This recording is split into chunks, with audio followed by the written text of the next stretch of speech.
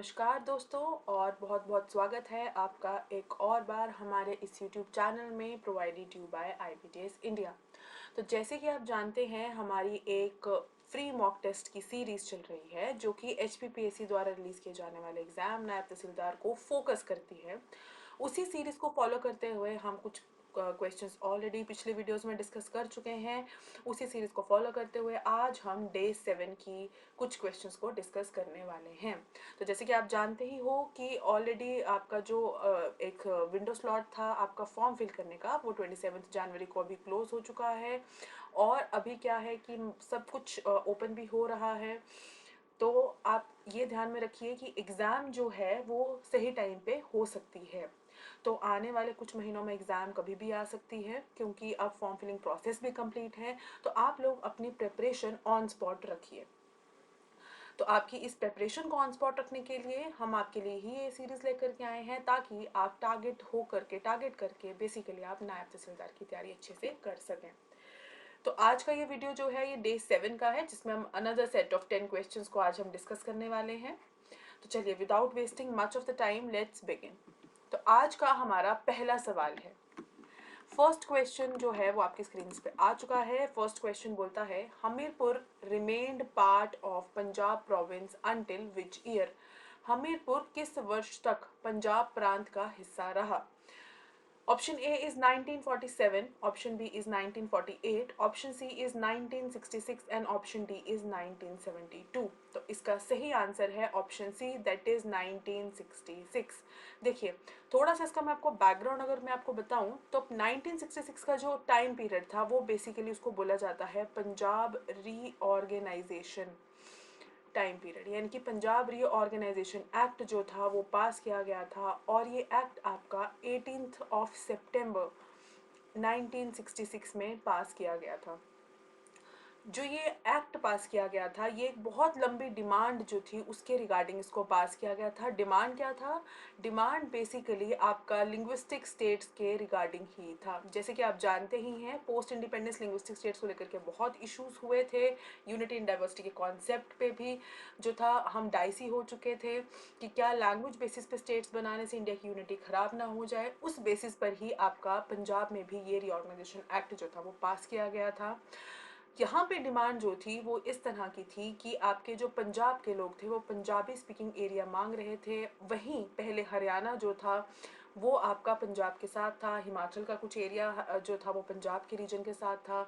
हरियाणा को पंजाब से इस एक्ट के अंतर्गत जो था वो अलग कर दिया गया था। हरियाणा एक आपका हिंदी स्पीकिंग लोग जो हैं उनका एक स्टेट बन गया था और पंजाब आपका बेसिकली पंजाबी स्पीकिंग स्टेट जो था वो बन गया था। इसी के साथ साथ एक और चीज़ यहाँ हुई थी कि हिमाचल प्रदेश में कुछ एरियाज जो पंजाब के हिल एरियाज में पहले आते थे तो हिल्स की एफिनिटी को देखते हुए उसको हिल्स स्टेट में डाल दिया गया था, यानी कि हिमाचल प्रदेश में डाल दिया गया था। तो उसी दौरान बहुत सारे ऐसे हिस्से जो पहले अर्स्ट वाइल पंजाब में आया करते थे वो अब हिमाचल प्रदेश को दे दिए गए थे। उसी में से एक आपका जो था हमीरपुर भी था, क्योंकि हमीरपुर उस समय कांगड़ा का एक अभिन्न हिस्सा था, कांगड़ा का पार्ट था। और कांगड़ा क्योंकि पंजाब का कुछ हिस्से में आता था तो कांगड़ा का वो रीजन जो पहले पंजाब में आता था वो हिमाचल में डाल दिया गया, जिसकी वजह से हमीरपुर भी जो है आपका वो आपका पंजाब प्रोविंस से अलग हो गया और 1966 में हिमाचल का पार्ट बन गया। आई होप यहाँ तक आपको अच्छे से समझ में आ गया होगा। तो बढ़ते हैं हमारे अगले सवाल की ओर। हमारा अगला सवाल है क्वेश्चन नंबर 72। देखिए ये वाला जो क्वेश्चन है ये ऑथर्स को लेकर के है, यानी कि आपके ऑथर और आपकी बुक्स। ये मैंने आपको लास्ट वीडियो में भी बताया है। बुक्स और उसके ऑथर्स इन पर जो हैं बहुत सवाल आते हैं। एटलीस्ट हर पेपर में अगर आप देखेंगे तो 1 से 2 सवाल इस पे आ ही जाते हैं। तो अच्छा रहेगा कि आप मैंने उस वीडियो में भी बताया था एक आप A4 शीट पर क्या कीजिए एक अपना लिस्ट रेडी कर लीजिए जहाँ पे आप बुक्स के नेम और साथ में उनके ऑथर्स का एक लिस्ट बना लीजिए और उसको अच्छे से आप लर्न कर लीजिए। फिलहाल इस सवाल में ये पूछता है who is the author of the book Bilaspur a people betrayed. Bilaspur एक पीपल बिट्रेड पुस्तक के लेखक कौन हैं। तो ऑप्शन ए है राजा गोपाल चंद, ऑप्शन बी है Raja Anand Chand, C is Raja Sujit and D is none of above. इसका सही उत्तर है option B, that is Raja Anand Chand. ये आपको लर्न करना है। इसी तरह से और भी सारे बुक्स और उनके ऑथर्स की आपको एक लिस्ट रेडी करनी है और इसको फाइनल एग्जाम के लिए रेडी करना है। चलिए अगला सवाल देखते हैं। अगला सवाल है हमारा तीसरा सवाल आज का। Which of the following statements is or are correct with respect to the Bilaspur Praja मंडल? इनमें से कौन सी स्टेटमेंट, दो स्टेटमेंट्स आपको दिए गए हैं, इसमें से आपको बताना है कौन सी सही है और कौन सी नहीं है। सही स्टेटमेंट को आपको यहाँ पे सिलेक्ट करना है और आंसर देना है। पहली स्टेटमेंट है the Bilaspur Praja Mandal established its branch at Shimla. Bilaspur Praja Mandal ने शिमला में अपनी शाखा स्थापित की। सेकेंड स्टेटमेंट बोलती है Shimla branch of Bilaspur Praja Mandal worked under the presidentship of Sadaram Chandel. यानी कि बिलासपुर की जो शिमला शाखा प्रजामंडल बनाई गई थी उसके अध्यक्ष पद के वो किसके अध्यक्ष पद के अधीन थी? सदाराम चंदेल। तो क्या ये स्टेटमेंट सही है या गलत है? ऑप्शन ए बोलता है 1 only is correct, option B 2 only is correct, C both 1 and 2 are correct and D neither 1 nor 2। तो इसका सही उत्तर है option C, that is both 1 and 2 are correct। ये जो आपका टॉपिक है ये आपका टॉपिक आता है जहाँ पे हम फ्रीडम टू स्टेटहुड की बात करते हैं। वहीं पे आपको ये वाले कॉन्सेप्ट यानी कि आपका प्रजामंडल्स का जो कॉन्सेप्ट है ये आपको मिल जाता है। ये कॉन्सेप्ट, ये टॉपिक बहुत ज़्यादा ज़रूरी है, मेंस के लिए तो बहुत ही ज़्यादा ज़रूरी है। आप प्लीज़ ध्यान रखें कि इस टॉपिक को अच्छे से आप पढ़ लें। चलिए थोड़ा सा इसके बारे में मैं आपको बता देती हूँ। आप जानते ही हैं कि आपकी जो ब्रिटिशर्स थे उन्होंने आपका सिपाही म्यूटनी के बाद आपका कुछ समय बाद हिल्स की जो पॉलिटी थी उसको भी चेंज किया था, जिसमें उन्होंने कुछ स्टेट्स को प्रोविंसेस बना दिया था और कुछ स्टेट्स को उन्होंने आपका प्रिंसली स्टेट्स छोड़ दिया था। जो आपके प्रिंसली स्टेट से यहाँ पे कुछ रिफॉर्म के ऑर्गेनाइजेशंस बने जिनको बोला गया प्रजामंडल्स। वहीं प्रोविंसेस जो ब्रिटिश का डायरेक्ट कंट्रोल में थे वहाँ पे नेशनल मूवमेंट की तर्ज पर ही फ्रीडम मूवमेंट्स जो थे वो स्टार्ट किए गए थे। अब प्रजामंडल्स जो थे इनका बेसिक ऑब्जेक्टिव जो था वो था डेमोक्रेटाइजेशन। ये सब चीज़ हम लास्ट MCQ की जो सीरीज़ हम कर रहे थे लास्ट वीडियो उसमें हम कर चुके हैं। अगर आपने वो नहीं देखा है तो एक बार आप वो देख लीजिए। उसमें भी हमने देखा था कि इनका जो बेसिक ऑब्जेक्टिव था वो क्या था? डेमोक्रेटाइजेशन। प्रशासन का बेसिकली जो था वो डेमोक्रेटाइजेशन करना चाहते थे। यहाँ जब हम बिलासपुर प्रजामंडल की बात करते हैं तो आपको थोड़े से कॉन्सेप्ट्स क्लियर होने चाहिए कि बिलासपुर प्रजामंडल जो था इसकी फाउंडेशन किसने रखी थी। तो आपको ये पता होना चाहिए कि इसकी जो बेसिक फाउंडेशन रखी गई थी वो थे श्री दौलत राम। इसके उनके अलावा थे जैसे कि नरोत्तम दास, ये नाम कई बार, नरोत्तम दत्त, ये नाम कई बार पूछे जाते हैं, एंड देवी राम उपाध्याय। तो ये जो जिन्होंने इनका फाउंडेशन रखा था ये इन्होंने all India state people's conference AISPC की 1945 का सेशन अटेंड किया था छुप के और उसके बाद इन्होंने क्या किया था? बिलासपुर में इस तरह का प्रजामंडल जो था उसी लाइंस पर इस्टेब्लिश किया था।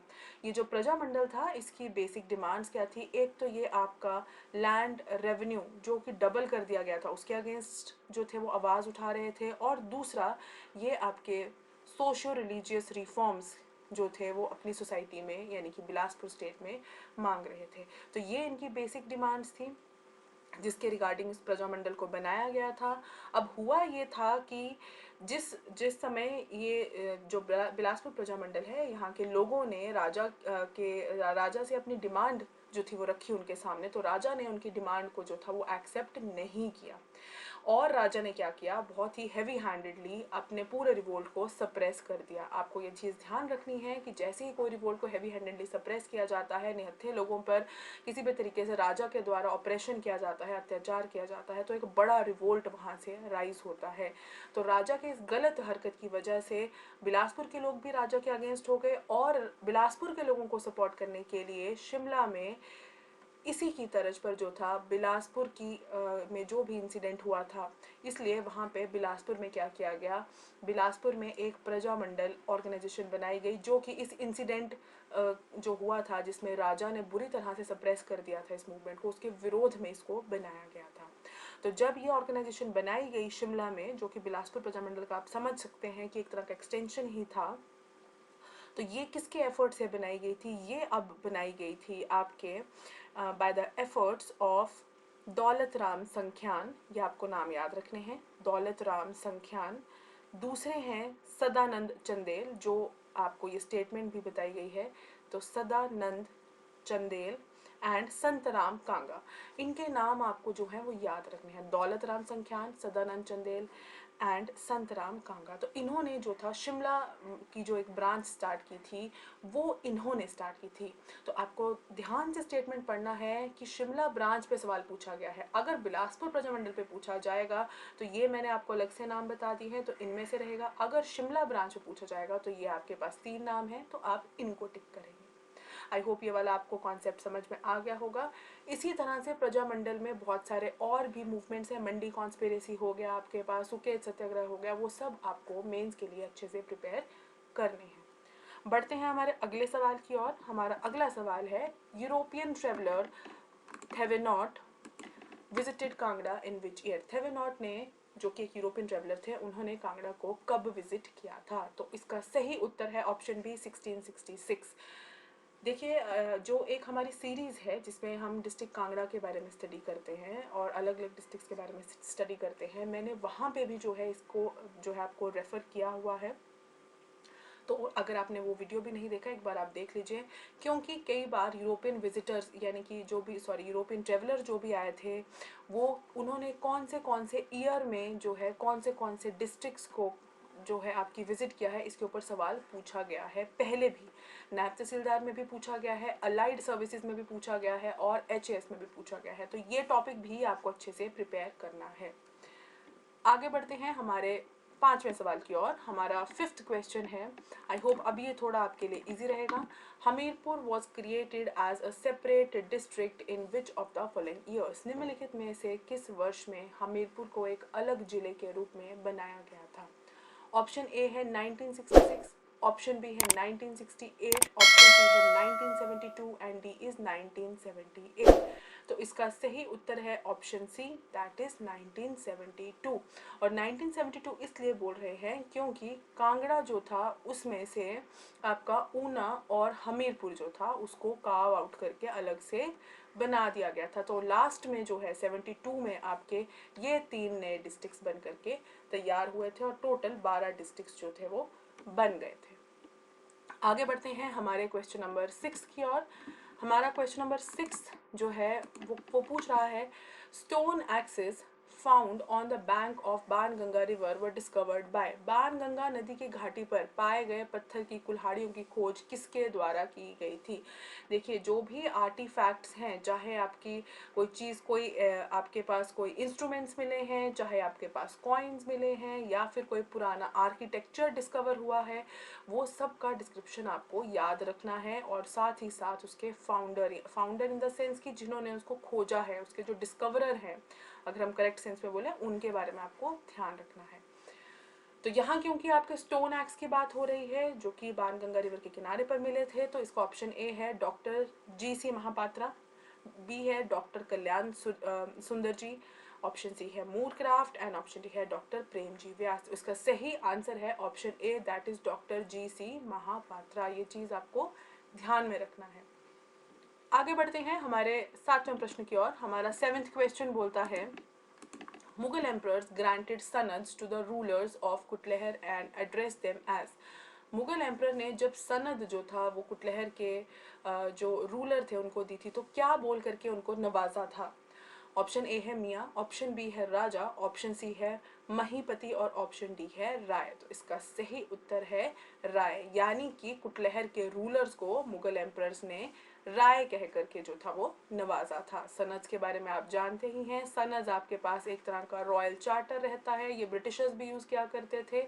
इन रॉयल चार्टर्स में क्या लिखा जाता है? इनमें रूल्स एंड रेगुलेशंस जो हैं वो लिखे जाते हैं, किस तरह से आप इंटरनल रेगुलेट कर सकते हैं अपनी स्टेट को, but under the main rule of the Mughals, अगर सेंट्रल अथॉरिटी मुगल्स हैं, या फिर मेन रूल ऑफ ब्रिटिशर्स अगर ब्रिटिश राज आ चुका है तो। आगे बढ़ते हैं हमारे अगले प्रश्न की ओर। हमारा 8वां सवाल है, in which year Palampur was made a tehsil headquarter by shifting the same from Bhawarna? किस वर्ष पालमपुर को भवारना से स्थानांतरित करके तहसील मुख्यालय बनाया गया था? तो इसका पहला है हमारे पास option A is 1883, B is 1888, option C is 1894 and option D is 1899। तो इसका सही उत्तर है ऑप्शन बी, दैट इज 1888। ये कुछ फैक्ट्स हैं, फैक्ट बेस्ड क्वेश्चंस पूछे जाते हैं, आपको इनके ऊपर ध्यान रखना है। बढ़ते हैं हमारे 9वें प्रश्न की ओर। हमारा 9th क्वेश्चन जो है वो पूछता है who is said to be the builder of fort Kot Kahlur? Kot Kahlur के जो बिल्डर है, फोर्ट के जो बिल्डर हैं वो कौन है, यानी कि कोट कहलूर किले का निर्माण किसने किया है? Option A is Raja Birchand, option B is Raja Kahalchand, option C is Raja Ajit Chand and option D is Raja Prithvichand. तो इसका सही उत्तर है option B, that is Raja Kahalchand. ये हमने लास्ट जो एक सेट ऑफ क्वेश्चंस किया है इस वीडियो से पहले, उसमें भी हमने ये डिस्कस किया था कि जो आपके राजा कहलचंद थे, इन्होंने फोर्ट कहलूर जो था वो बनवाया था राउंड अबाउट 890 टू 930 सीई की सेंचुरी की ये बात है, उस समय पर बनाया गया था। इस फोर्ट के बनने के बाद ही जो था बिलासपुर को कहलूर के नाम से फिर उसके बाद जाना गया था। बढ़ते हैं हमारे अगले सवाल की ओर। हमारा अगला सवाल है Raja of Bilaspur Bhimchand was defeated by which guru of Sikh? यानी कि बिलासपुर के राजा भीमचंद को सिखों के किस गुरु ने हराया था? ऑप्शन ए है गुरु Hargobind, option B is Guru her Rai, option C is Guru Gobind Singh and option D is बंदा बहादुर। तो इसका सही आंसर है option C, that is Guru Gobind Singh. ये जो क्वेश्चन है ये आपका बेस्ड है on the battle of Bhangani, जो ये आपका पौंटा साहिब के नियर है, और ये बैटल आपकी 18th ऑफ सितंबर 1686 में कंक्लूड हुई थी। तो जब आप सिख एंड द हिल्स के बारे में पढ़ते हैं वहाँ पे ये वाला कॉन्सेप्ट आपको मिल जाएगा। ये जो आपका पूरा वर्णन है इस पूरी बैटल का, ये आपको बचित्र नाटक, जो कि एक बायोग्राफी लिखी गई है आपके गुरु नानक जी के जीवन के ऊपर, उसमें भी इसका वर्णन मिल जाएगा। और इस बैटल में जो थे गुरु गोबिंद सिंह जी जो थे वो जीत गए थे। बैटल ऑफ भंगानी का कंक्लूजन ये रहा था। ये जो बैटल ऑफ भंगानी हुई थी इसका कॉज क्या था? इसका कॉज बेसिकली जो इनके बीच में जो कॉन्फ्लिक्ट रेज हुआ था वो एक वाइट एलिफेंट को लेकर के हुआ था, जो कि असम के राजा ने गुरु गोबिंद सिंह को गिफ्ट में दे दिया था, जो कि राजा भीमचंद ने भी डिमांड किया था। इसको लेकर के उनके बीच में राइवलरी क्रिएट हो जाती है और वॉर हो जाती है, यानी कि जो बैटल ऑफ भंगानी है वो वहाँ होती है 18 सितंबर 1686 में, जिसके कंक्लूजन में गुरु गोबिंद सिंह जी जो है वो आपके जीत जाते हैं। लेकिन इसके बाद गुरु जो हैं, सिख गुरु जो थे, उन्होंने राजा ऑफ बिलासपुर भीमचंद के साथ जो थे वो अपने अच्छे रिलेशंस मेंटेन करने की कोशिश करी और बाद में दोनों के अच्छे रिलेशंस बन भी गए थे। तो आई होप यहाँ तक आपको आज के सारे सवाल समझ में आ गए होंगे। आपका कोई भी डाउट रहा हो, किसी भी तरह का आपको कुछ सवाल पूछना हो, या फिर आप कोई पर्टिकुलर टॉपिक पे अगर कोई वीडियो चाहते हैं तो आप कमेंट सेक्शन में हमें लिख सकते हैं। इसके अलावा IBTS इंडिया की जो ऐप है वो आप प्ले स्टोर से जाकर के डाउनलोड कर सकते हैं। ऐप डाउनलोड करते ही आपको बहुत सारे मॉक टेस्ट जो हैं वो मिल जाएंगे, जिसमें आप अपनी ऑल इंडिया रैंकिंग भी चेक कर सकते हैं और ये देख सकते हैं आपकी प्रिपरेशन जो है वो किस लेवल पर चल रही है और कितना आपको काम करने का ज़रूरत है।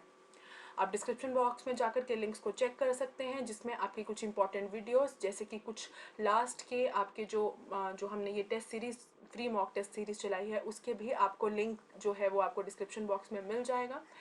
तो कोई भी आपका कोई भी डाउट रहा हो, कोई भी आपका सजेशन हो, आप उसको कमेंट सेक्शन में लिख करके हमें बता सकते हैं। And we are happy to help. देखने के लिए बहुत बहुत धन्यवाद।